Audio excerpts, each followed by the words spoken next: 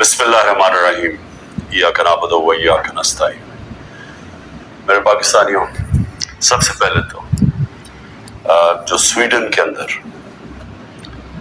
قرآن کی بے حرمتی کی گئی آزادی رائے کے نام کے اوپر، میں چاہتا ہوں کہ ایک زندہ قوم جو کہ اپنے دین سے پیار کرتی ہے اور جو اللہ کی کتاب، وہ ہمارے دلوں میں اس کی عزت ہے، اور اللہ کے جو ہمارے پیغمبر ہیں نبی صلی اللہ علیہ وسلم، ان کی عزت ہے، تو جب اس طرح کی چیز ہوتی ہے تو ہم ایک زندہ قوم کی طرح ایک پرامن طریقے سے ضرور بتائیں، پیغام پہنچائیں کہ ہمیں اس کی تکلیف ہوئی ہے۔ تو میں آپ سب کو کہتا ہوں، میں صرف تحریک انصاف کے لوگوں کو نہیں، قوم کو کہتا ہوں کہ جمعے کے بعد آپ نے سب نے جمعے کی نماز کے بعد نکل کے مظاہرہ کرنا ہے، پرامن طریقے سے۔ ہمیشہ پرامن رہو، کیونکہ ہمارا ملک ہے، ہم کوئی نقصان نہیں پہنچانا چاہتے، لیکن ایک پرامن طریقے سے احتجاج ہو تاکہ پیغام جائے کہ پاکستان وہ قوم ہے جو اسلام کے نام پہ بنی تھی، اور ہمیں تکلیف ہوئی ہے کہ یہ وہاں کی پولیس نے اجازت دی کہ جناب آپ قرآن شریف کو جلا دیں، اور آزادی رائے کے مطابق آپ کو پتا ہونا چاہیے کہ پاکستان کی وجہ سے آج 15 مارچ دنیا کے اندر اینٹی اسلامو فوبک دن بنایا جاتا ہے، یعنی جو اسلام کے خلاف جو حرکتیں ہوتی ہیں، مثلا نبی صلی اللہ علیہ وسلم کی شان میں گستاخی ہوتی ہے، اور یہ جان کے جس طرح یہ قرآن شریف کو جلایا گیا، اس کو یہ اسلاموفوبیا کے اندر آتا ہے۔ تو ہماری وجہ سے یونائٹڈ نیشنز میں 15 مارچ کو اس اینٹی اسلاموفوبیا دن بنایا جاتا ہے۔ تو اس لیے ہم سب کو جمعے کے بعد نکلنا چاہیے اور پرامن طریقے سے احتجاج کرنا چاہیے۔ دوسری چیز، دبئی میں میٹنگ ہوتی ہے، پاکستان کے بڑے بڑے منی لانڈرر کا مطلب جو اس ملک سے پیسہ چرا کے باہر لے جاتے ہیں۔ جو سب سے بڑا مسئلہ پاکستان کا کیا ہے کہ ہمارا روپیہ گرتا جاتا ہے ڈالر کے مقابلے میں۔ تو جب آپ ڈالر یہاں سے خرید کے باہر بھیجتے رہیں اور چوری کر کے باہر بھیجتے رہیں تو وہ ڈالر کی کمی ہونی ہے، اور جب ڈالر کی کمی ہوگی تو روپیہ گرتا جائے گا۔ اس کے علاوہ بھی ہم نے ایکسپورٹس کے اوپر زور نہیں دیا، کبھی کسی نے توجہ ہی نہیں دی کہ ہم اپنی آمدنی کیسے بڑھا سکتے ہیں۔ ہندوستان کی آج جو ایکسپورٹس ہیں، یہ ذرا سمجھ لیں، 600 ارب ڈالر کے قریب ہے۔ پاکستان کی ہمارے زمانے میں ریکارڈ ایکسپورٹس تھی 33 ارب ڈالر، ریکارڈ تھی، وہ آج اس سے بھی کم ہو گئی، 13% گر گئی ہیں ایکسپورٹس۔ تو ایک تو کبھی توجہ نہیں دی انہوں نے کہ کس طرح ڈالرز اس ملک میں آمدنی بڑھا سکتے ہیں اپنی، اور دوسرا یہ سارے جو بڑے بڑے نام ہیں، ان کے سب کے بڑے باہر محلات ہیں، پراپرٹیز ہیں، بینک اکاؤنٹس ہیں، آف شور اکاؤنٹس ہیں۔ پیناما میں کیا ہوا تھا؟ پیناما میں ایک دنیا کے اندر ایک انکشاف ہوا کہ جنہوں نے بڑے بڑے لیڈرز نے، وزیروں نے اپنے پیسے چھپائے ہوئے تھے باہر کے ملکوں میں، کمپنیز کے پیچھے، یعنی کمپنیز کے پیچھے انہوں نے اپنی دولت چھپائی ہوئی تھی، پراپرٹیز لی ہوئی تھی۔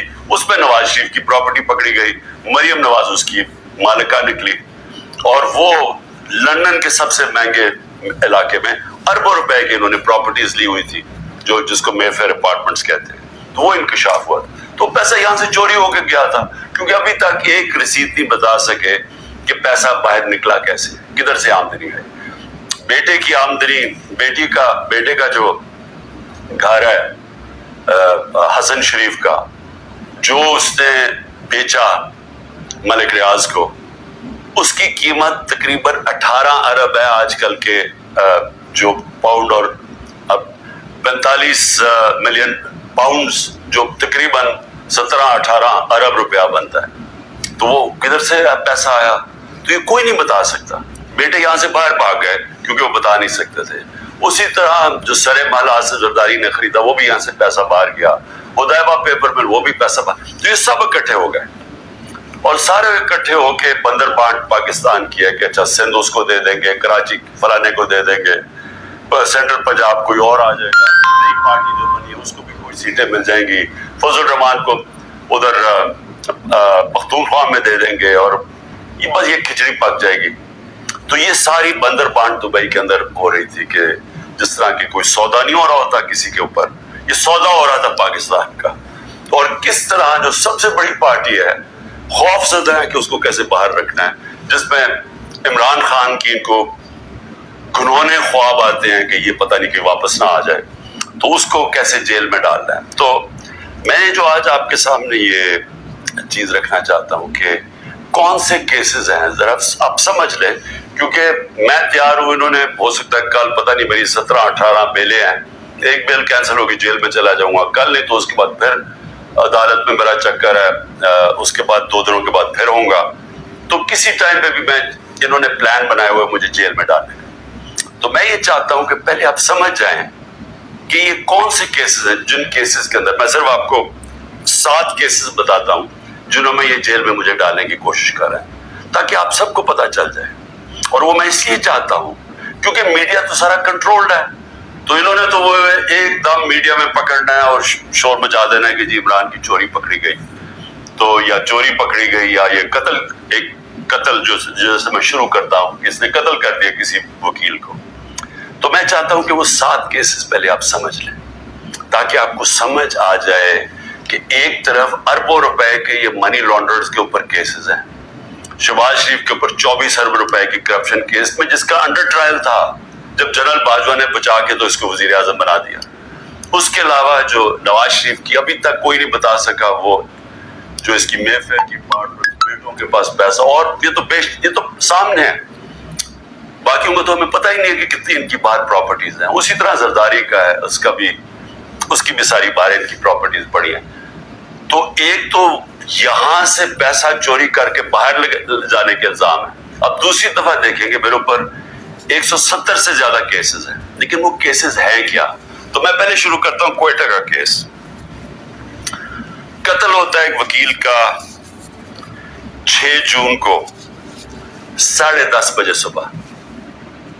अब वो ये समझे कि मुझे इस केस का पता ही नहीं है, ये कोई किसी वकील ने मेरे ऊपर केस किया होता है कोई गद्दारी का, वो यानी उसका कोई मुझे नोटिस ही नहीं आया, मुझे पता ही नहीं उस केस का। पता तब चलता है जब एकदम पता ये जी कि क्योंकि इतने ज्यादा केसेस थे, तो ये केस तो किसी को अहमियत नहीं, किसी ने मुझे कहा कोयटा में केस है, मुझे पता ही नहीं था। तो उस वकील का कत्ल होता 10:30 बजे, 11:30 बजे पुलिस में रिपोर्ट होता है। 2:22 में शहबाज शरीफ का जो मशीर होता है वो स्टेटमेंट देता है कि इमरान खान ने इस वकील को कत्ल किया। अब ये समझे कि सिर्फ कत्ल में 10:30 से और 2 बजे के अंदर वो फैसला कर लेते हैं कि इमरान खान ने कत्ल किया। उसके बाद क्या होता है, उसके बेटे को उठा के ले जाती है पुलिस। उस बेटे को 12 घंटे से ज्यादा पुलिस अपने पास रखती है। वो अगले दिन जाके अगले दिन की दोपहर को वो कहता है कि जी इमरान खान इस कत्ल में मुलव्वस था। लेकिन फिर क्या होता है, उसकी जो बीवी होती है, वो जो दूसरी बीवी होती है, वो कहती है कि फैमिली के लोगों ने कत्ल किया इसको। वो वीडियो अपनी जारी करती है कि फैमिली के लोगों ने कत्ल किया। अब फिर देखें, सारे कोयटों को पता है कि इनकी वकील की दुश्मनियां थी, सबको पता है इनकी आपस में दुश्मनियां थी। इसी वकील ने जाके हाई कोर्ट को कहा कि मुझे सिब्बी में ना केसेस मुझे दो, क्योंकि मेरी वहां जान को खतरा है, मेरी दुश्मनी है। और फिर ये देखें, ये जरा आप गौर से ये देख लें, ये इसको बड़े करीब से देख लें, और इसके अंदर ये मुजाहरे क्या कर रहे हैं। इनका कत्ल होता है और ये कत्ल में कहते हैं कि ये कत्ल उस वकील ने उसके वकील की तरफ से या उन्होंने किया, उसका नाम लिखा हुआ है कि वो इस कत्ल में मुलव्वस था। तो जब एक फैमिली दुश्मनी भी होती है, उससे पहले वो प्राइम मिनिस्टर का मशीर कहता है कि जी इमरान खान ने कत्ल कर दिया, अभी तफ्तीश भी नहीं होती। और मुझे अफसोस से कहना पड़ता है कि वहां ہماری سنا بھی نہیں گیا کوئٹہ ہائی کورٹ میں، خیر وہ اور وجوہات ہیں، اس کی بھی ہمیں وجہ پتہ ہے پیچھے کیا ہے. تو یہ آپ ذرا سنیں. اس کے بعد یہ پہلی دفعہ میرے نام پہ قتل نہیں کیا جاتا، نام ڈالا جاتا. زبیر نیازی، وہ لطیف کھوسا کے گھر باہر گولیاں چلتی ہیں. زبیر نیازی جو کہ ہمارا پنجاب لاہور کا سیکرٹری جنرل ہے، اس کے نام پہ وہ آ جاتے جی اس نے گولیاں چلائی، اور وہ گولیاں کسی آدمی کو کھڑا کرتے جو کہتے جی مجھے زبیر نیازی نے کوئی پیسے دینے تھے گولیاں چلانے کے لیے. اب لطیف کھوسا ہمارے ساتھ ملٹری کورٹس کے خلاف کیسز کر رہے ہیں، تو وہ کیوں گولیاں چلائے گا اس کے گھر، جو کہ وہ وہی کیس کر رہے ہیں جو ہم کر رہے ہیں سپریم کورٹ میں. اور پھر ذل شاہ کا جب قتل ہوتا ہے، ذل شاہ کا جب قتل ہوتا ہے، سب سے پہلے 302 میرے اوپر قتل کا چارج لگا دیتے ہیں. 3 دن تک وہ میرے اوپر 302 لگاتے ہیں قتل کا چارج. پھر کیا ہوتا ہے، اس کا پوسٹ مارٹم ہو جاتا ہے. پوسٹ مارٹم میں پتہ چلتا ہے 26 جگہ اس کے اوپر تشدد ہوا ہوتا ہے. تو اب ظاہر ہے وہ یہ تو نہیں کہہ سکتے تھے کہ عمران خان نے اس کو تشدد کروا کے اپنے کارکن کو مار دیا، تو انہوں نے پھر ایکسیڈنٹ اس کا ڈال دیا. ایکسیڈنٹ میں بھی کہا کہ عمران خان اس کے اندر کوئی اس نے انفارمیشن چھپائی ہے، میرا پھر نام ڈال دیا. میں صرف یہ کہہ رہا ہوں کہ پہلے تو یہ سمجھ جائیں کہ یہ ہے آج کا پاکستان، کہ یہاں کوئی ان کو شرم نہیں آتی اس طرح جھوٹ بولتے ہوئے، اس طرح کے کیسز بناتے ہوئے. ان کو کوئی شرم نہیں ہے کہ ساری قوم کو پتا کہ جھوٹ بول رہے ہیں. یعنی کون نہیں جانتا کہ یہ جو انہوں نے کیا ہے، سارا کوئٹہ کو پتا ہے کہ یہ اس کے اندر عمران خان کا کوئی تعلق نہیں تھا. میرا تعلق 150 کیسز تھا، مجھے کیا نہیں، اور بھی وکیلوں کو میں مرواؤں گا، اور وہ کیس جس کی اہمیت ہی نہیں تھی. سب کو پتا ہے جھوٹ بول رہے ہیں، لیکن ان کو کوئی شرم نہیں ہے. یہ سر پیر سے اتار بیٹھے ہیں. انٹرسٹ صرف یہ کہ کسی طرح عمران خان کو جیل میں ڈالنا ہے. اب میں ذرا یہ پہلا کیس ہے، آگے چلے. آگے کیس ہوتا ہے جی 9 مئی کا. اب 9 مئی کو کیا ہوتا ہے، یہ ذرا غور سے سنیں. 9 مئی کو ہوتا کیا، جو مظلوم ہوتا ہے یعنی جس پہ ظلم ہوتا ہے اسی کے اوپر اس کو مجھے جب اندر جیل میں ڈالتے ہیں تو میرے اوپر کیس اس کی بارش ہو جاتی ہے. 9 مئی کے بعد میرے اوپر 25 کیس ہو گئے. جدھر بھی کیس ہوتا ہے کہتے جی عمران خان کی ایمان میرے کہنے پہ یہ ہوا ہے. کہیں کسی نے کچھ کیا ہو یا جو بھی کسی کے اوپر الزام لگایا ہو 9 مئی کے بعد عمران خان کے کہنے پہ ہوا. عمران خان جیل میں بند تھا اور جو ظلم ہوا ہے وہ عمران خان سے ہوا ہے. میں بیٹھا ہوا ہوں رجسٹری آفس ہائی کورٹ اسلام آباد، میرے پاس بیل تھی، مجھے کسی صورت وہاں کوئی پکڑ نہیں سکتا تھا. صرف پولیس نہیں آئی، رینجرز کمانڈوز آئے مجھے اٹھانے کے لیے. ساری دنیا میں کیا امیج کیا، شیشے توڑ کے، لوگوں کو ڈنڈے مار کے، وکیلوں کو زخمی کیا. وہاں کے بیچارے جو کام کر رہے تھے رجسٹری آفس ان کو ڈنڈے پڑے، چیزیں توڑ دی انہوں نے، اور ایک دہشت گرد کی طرح مجھے پکڑ کے لے کے گئے. میرے اوپر سر پہ لگا، پیچھے میرے خون نکل رہا. کوئی شرم نہیں آئی، کسی نے ابھی تک بات نہیں کی کہ یہ بتائیں کہ کس قانون کے تحت انہوں نے پکڑا تھا مجھے. اسلام آباد کے ہائی کورٹ کے چیف جسٹس نے کہا کہ یہ اس کے اوپر ایف آئی آر کرنی چاہیے. وہ اور بات ہے کہ وہ نہیں کٹی. سپریم کورٹ پہ جب وہ کیس کیا، سپریم کورٹ نے اس کو غیر قانونی قرار دیا. اب میں سوال پوچھتا کہ کوئی جواب دینے والا ہے. بڑا شور مچا. آئی ایس پی آر صاحب نے کہا کہ جی بڑا توہین ہو گئی، فوج کی توہین ہو گئی. پہلے مجھے بتائیں کہ کسی اور کی بھی عزت ہے اس ملک میں، کہ ایک آدمی 50 سال سے دنیا مجھے جانتی ہے، کرکٹ کی وجہ سے جانتی ہے دنیا، سب کو پتا ہے میرا. کسی اور پاکستانی کو دنیا نہیں جانتی جو آج مجھے جانتی. ساری دنیا کے اندر وہ خبریں گئی، وہ دکھایا مجھے جس طرح پکڑ کے لے کے جا رہے ہیں کہ جس طرح کوئی پتہ نہیں کوئی مجرم ہے، دہشت گرد ہے. پھر کہا جی کرپشن کیس پہ لے کے جا رہے ہیں. वो करप्शन केस के ऊपर भी मैं आने लगा, और लोगों को जो इस तरह डंडे मारे इन्होंने, कोई पूछने वाला नहीं है, क्योंकि वो ताकतवर है, वो सब कुछ कर सकता है। जो मजलूम है, जिनसे जुल्म हुआ, उसको ही पकड़ के उसी के ऊपर केसेस करने शुरू कर दिए। जेल में बंद है और केसेस शुरू हो गए कि जी उसकी मां के ऊपर ये हुआ तो उसकी वजह से ये हुआ, और जी कोई मिलिट्री कोर्ट सब पता चलेंगे कि जो बताएंगे असल में कितना बड़ा वो गद्दारी कर रहा था इमरान खान कौम के साथ। मैं जरा आगे चलूं, किसी ने आज तक बात नहीं की, और मैं ये खास तौर पे अपनी आज कौम को बताना चाहता हूं कि क्यों मैं आपको कहता हूं हकीकी आजादी की ये जहाद है, ये पॉलिटिक्स नहीं है, ये जहाद है। हम गुलाम हैं, गुलामों के कोई हुकूक नहीं होते, जिस तरह मेरे कोई हुकूक नहीं थे। मैं यानी सबसे बड़ी मुल्क की पार्टी का हेड, जिसको जिस तरह उठाया उन्होंने जो किया, जिस तरह हम कोई कमी है इस मुल्क के।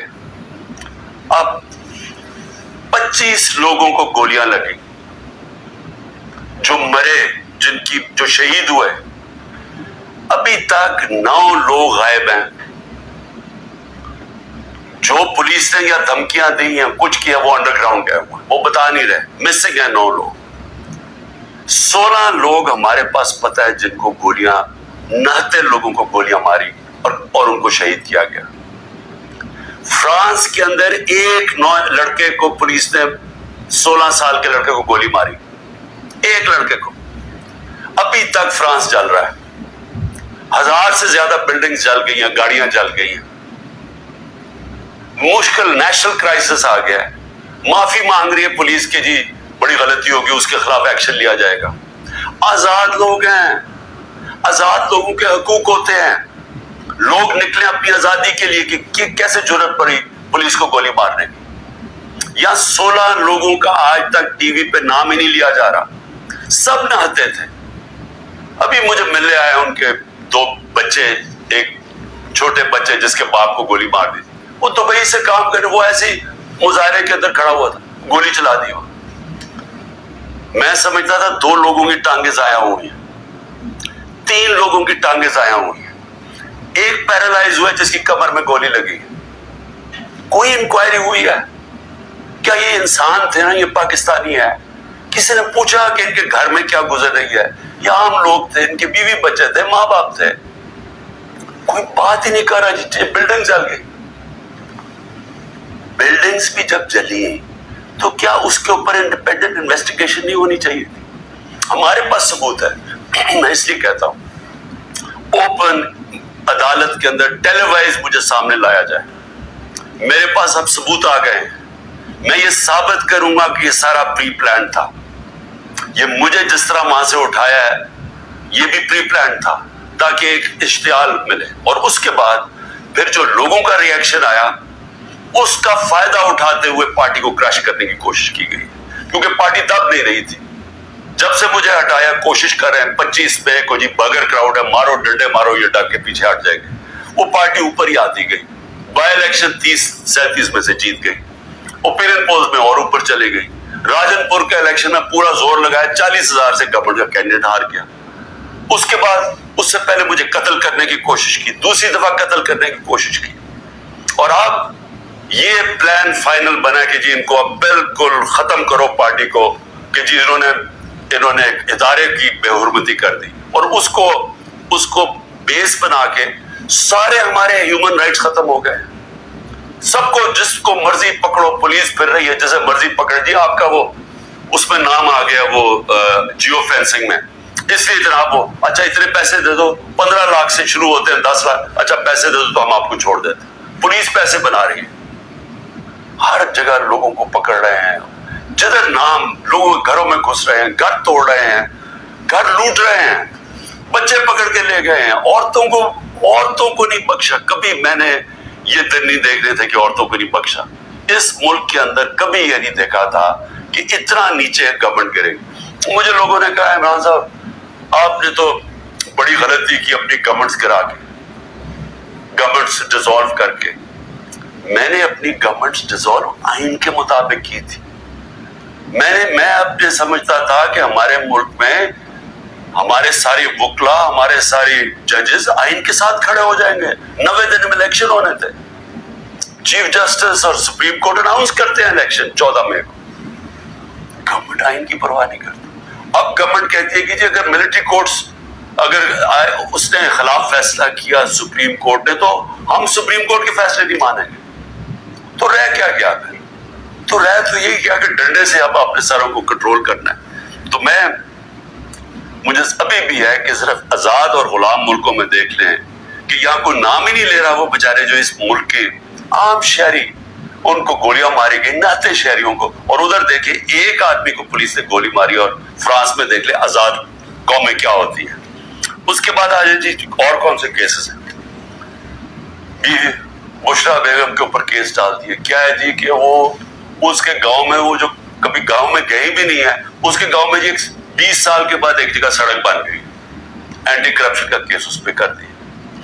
میری چھوٹی بہن عظما، اس کے اوپر اینٹی کرپشن مجھے بیچ میں ڈال دیا کہ جی میں جب پرائم منسٹر تھا میں نے اس کو بڑی سستی کوئی زمین دلوا دی ہے یا لوگوں سے قبضہ کر کے.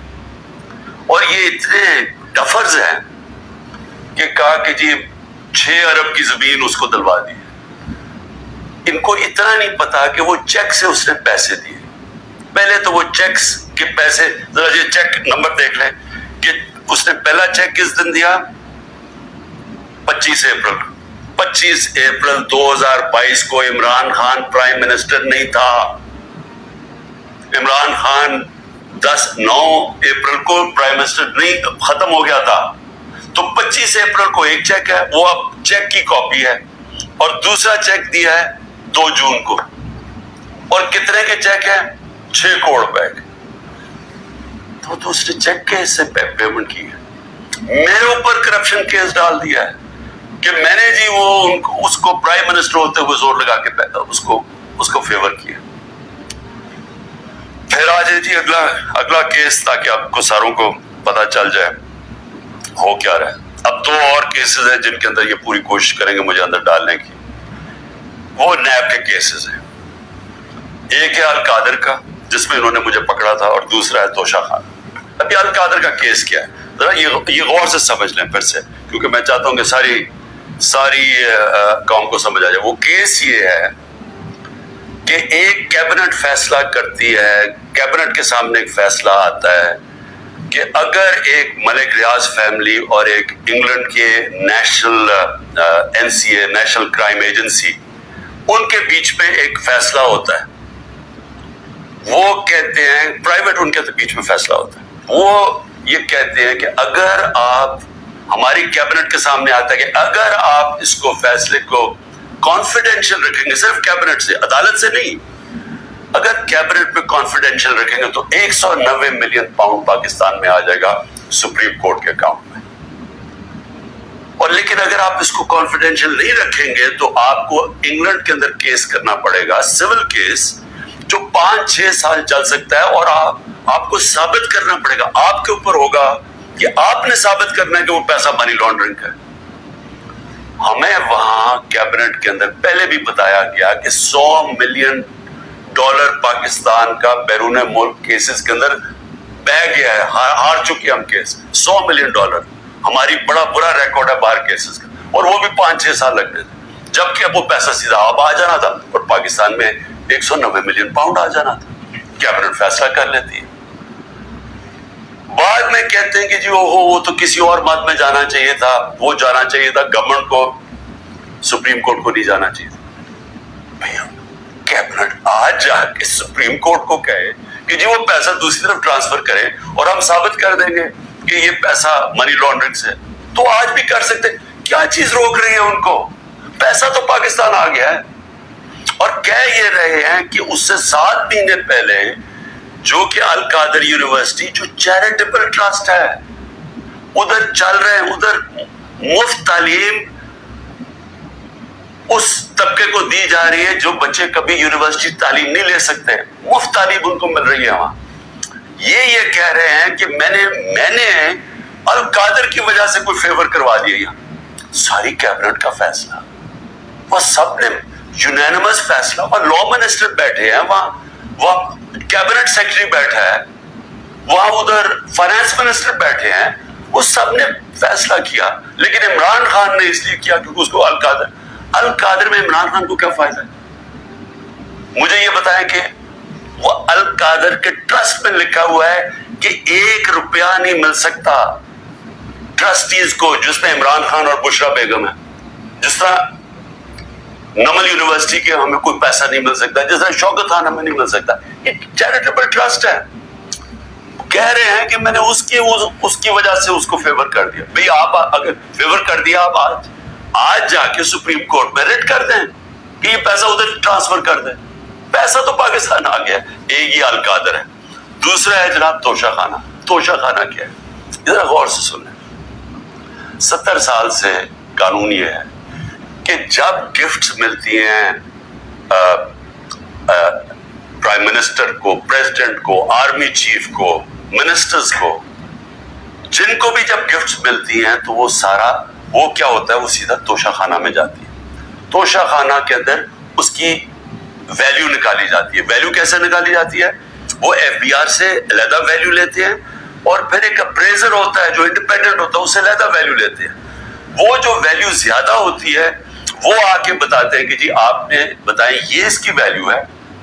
ان کے زمانے میں 20% دے کے آپ خرید سکتے ہیں اگر آپ نے رکھنا چاہیں. ہم نے اس کو 20 سے 50% کر دیا کہ آپ 50% دے، وہ گورنمنٹ کو چلی جاتی ہے اگر آپ رکھنا چاہیں. یہ ہے قانون. میں نے اسی قانون کے مطابق کئی گفٹس لی، کئی میں نے نہیں لی. مجھے یہ بتائیں کہ اس میں نے غلط کام کیا کیا ہے؟ سارا ریکارڈ وہاں پڑا ہوا ہے.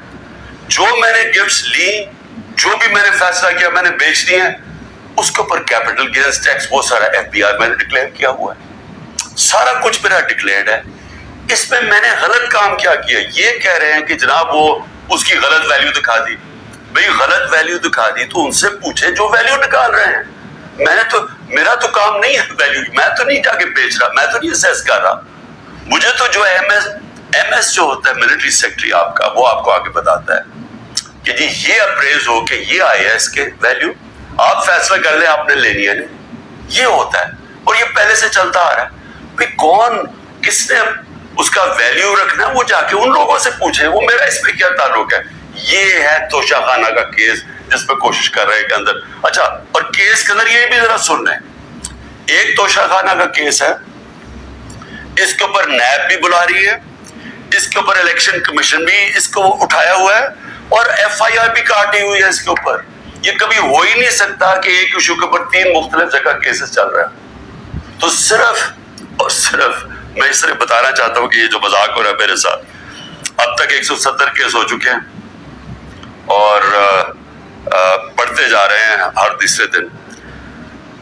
لیکن میں جو آخر میں کہنا چاہتا ہوں اپنی قوم سے، دیکھیں جس طرح اب ہم جا رہے ہیں نا، یہاں حکومت نہ کسی آئین کی پرواہ کر رہی ہے، کوئی آئین کی فکر نہیں ہے. اداروں کو انہوں نے تباہ کر دیا، کیونکہ اداروں کا 1 پوائنٹ ایجنڈا ہے کہ کسی نہ کسی طرح تحریک انصاف کو ختم کیا جائے. کیوں ختم کیا جائے؟ کیونکہ ان کو ڈر لگا ہوا کہ جب الیکشن ہوں گے تو تحریک انصاف جیت جائے گی، اور یہ وہ لوگ جو سمجھتے ہیں ہم نے عمران خان کو ہٹایا اب اس کو ہم نے واپس نہیں آنے دینا. یہ سارا ملک تباہی کی طرف صرف ایک 1 پوائنٹ ایجنڈا پہ جا رہا ہے. اب میں اپنی قوم کو کیا کہنا چاہتا ہوں، دیکھیں ہم نے فیصلہ کرنا ہے کہ کیا ہم نے اب اس خوف کی زنجیروں کے اندر اپنے آپ کو غلام رکھنا ہے. میں نے آپ کو بتا دیا کہ آزاد قوموں کے اندر ایسی چیزیں نہیں ہوتی. کوئی کسی کی جرت نہیں ہوتی آئین کے خلاف جانے کی، کسی کی جرت عدالت کے فیصلوں کے خلاف جانے کی نہیں ہوتی. کوئی کسی کو اس طرح اغوا نہیں کر سکتا جس طرح مجھے اٹھا رہے تھے، جس طرح عمران ریاض کو غائب کر دیا. اب عمران ریاض کا کیا کام تھا؟ مجھے بتایا اس کا کیا تعلق ہے جو 9 مئی کو ہوا ہے؟ اس کو کیوں ابھی تک غائب کیا ہوا ہے؟ یہ صرف اور صرف ظلم کر رہے ہیں، ڈرا رہے ہیں، دھمکا رہے ہیں لوگوں کو غلام بنانے کے لیے کہ ہم یہ خوف کے ان کے خوف کے غلام بن جائیں. میں اپنی آج قوم کو کہنا چاہتا ہوں کہ دیکھیں آپ کو یہ اب میں اپنی ٹیم، جو میرے لوگ ابھی چھپے بھی ہوئے ہیں سارے انڈر گراؤنڈ، میں سب کو اب کہنا چاہتا ہوں کہ دیکھیں وقت آ گیا، یہ لوگوں کے گھروں کے اندر گھس کے جو گھر کی عورتوں سے کر رہے ہیں، بچے اٹھا کے لے جاتے ہیں، گھر توڑ دیتے ہیں، گھر لوٹ لیتے ہیں، یہ ہزاروں گھروں سے کر رہے ہیں، پختونخوا کے اندر گاڑیاں اٹھا کے لے جاتے ہیں، جو بھی پی ٹی آئی کا ملے، رشتہ دار ملے، کوئی بھی، میں ساری قوم کو کہہ رہا ہوں کہ کیا آپ یہ برداشت کرنے کے لیے تیار ہیں؟ کیونکہ یہ آج ہمارے سے ہو رہا ہے، یہ سب سے ہوگا۔ جب پولیس سے آپ غلط کام کرواتے ہیں اور پولیس کو چھوڑا ہوا ہے کہ وہ کسی کو بھی کہے کہ جی تمہارا جیو فینسنگ میں نام آیا، اتنے پیسے دے دو، اگر آپ پولیس فورس بھی تباہ کر رہے ہیں، ادارے سارے تباہ ہو گئے، یہ جو نیب ہے، کیا نیب کی اہمیت رہ گئی ہے کہ اتنے بڑے ڈاکو ان سارے کے کیسز معاف کر دیے، جو 3 گاڑیاں آصف زرداری نے چوری کی ہیں توشہ خانہ سے، 1 گاڑی نواز شریف نے چوری کی ہے، 1 مریم نواز نے چوری کی ہے، ان کو کوئی پوچھ نہیں رہا، اور آ کے کہہ رہے جی کہ توشہ خانہ سے یہ آپ نے جو لیگلی کام کیا ہے کہ جی وہ ویلیویشن نہیں ہوئی، بھئی وہ ان سے پوچھے جنہوں نے ویلیو کرنا تھا، وہ میرا اس سے کیا تعلق ہے؟ لیکن مقصد انصاف کا نہیں ہے، مقصد ظلم کرنے کا ہے۔ اور میں قوم کو اب کہتا ہوں، اب یہ بھیڑ بکریوں بن کے رہنے کا وقت چلا گیا ہے۔